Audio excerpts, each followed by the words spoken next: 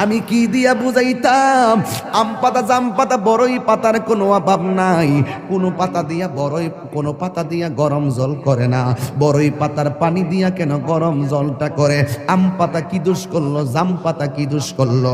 বড়ই পাতা দিয়া কেন গরম জল করা হয়? এই কথা দিয়ে কোনো মৌলবি কয় না। লাল কাপড়, নীল কাপড়, হলুদ কাপড়, কত কাপড় দেখলাম। কবরের কাপড়টা কেন ভাইজান সাদা? এই সাদা দিয়া কেন দাফন করা হয়? এই কথা দিয়ে পৃথিবীর কোনো মৌলবি কয় না রে। এ আমার যুবক,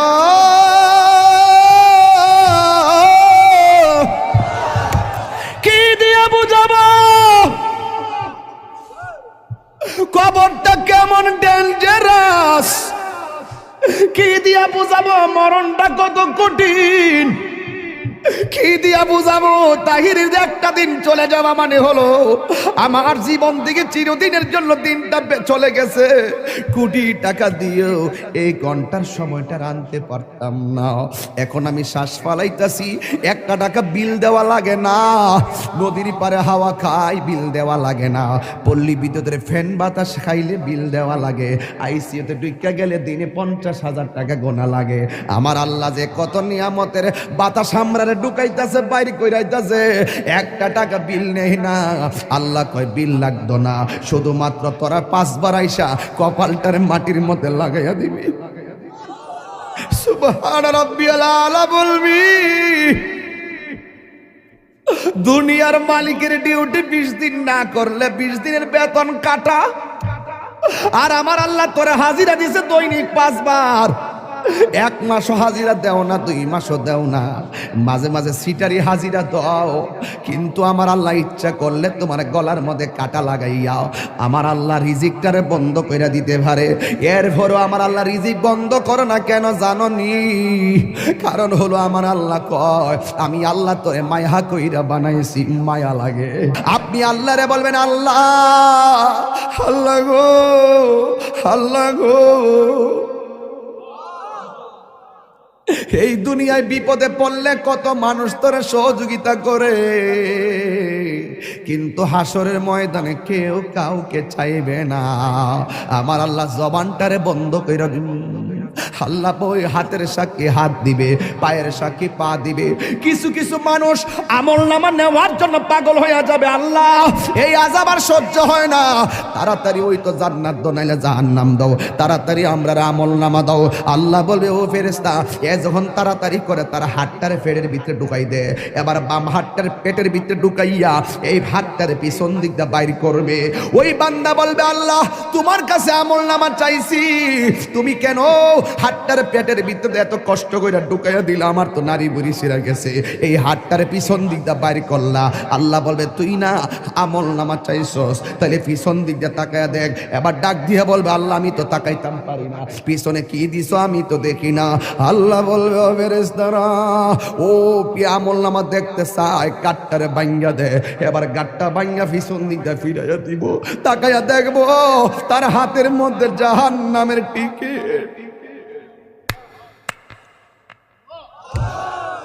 হায় রে, অনেক মানুষ আল্লাহর কাছে হাসরের মাঠে পানি চাইব। আল্লাহরে কইব আল্লাহ পানি পান করমু, পানি।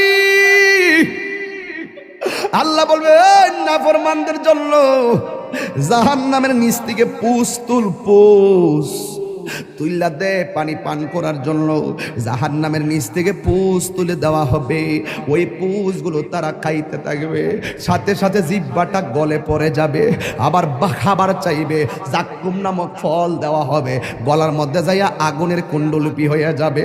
এই জন্যই তো মানুষের চেহারা দিয়া কাউরে আল্লাহ দোজখে দিবে না, এই জায়গার মধ্যে পশু পাখির চেহারা লাগাইয়া দোজখে দিবে। কারণ এই চেহারাটা হলো আল্লাহর কুদরতি রহস্য। কথা বলেন ঠিক কিনা?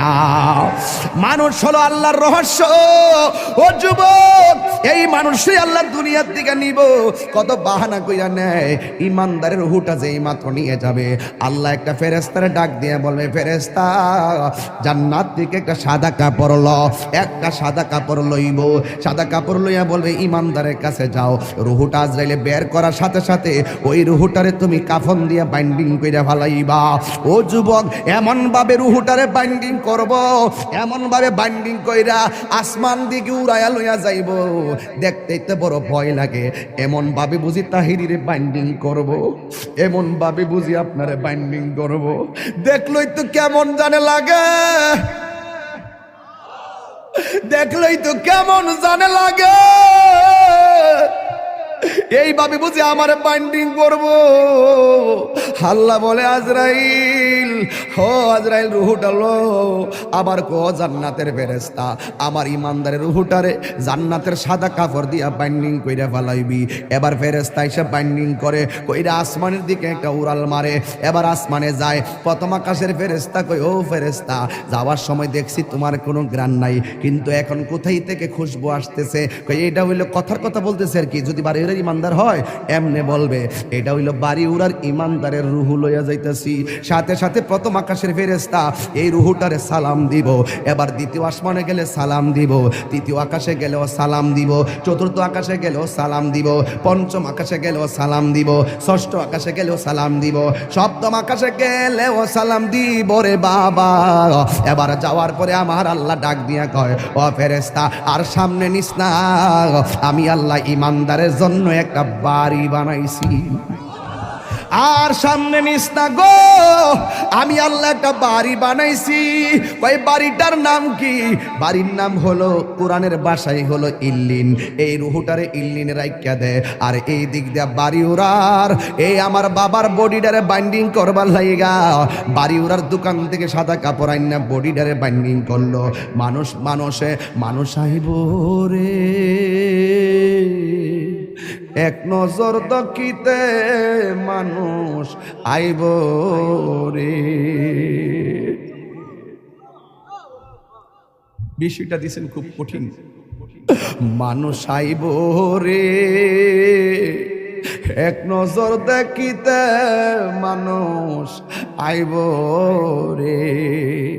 দেহ কাচার অচিন পাখি, দেহ কাচার ও চিনি পাখি, উইরা যেদিন যাইব রে এক নজর দেখিতে, মানুষ আইব রে।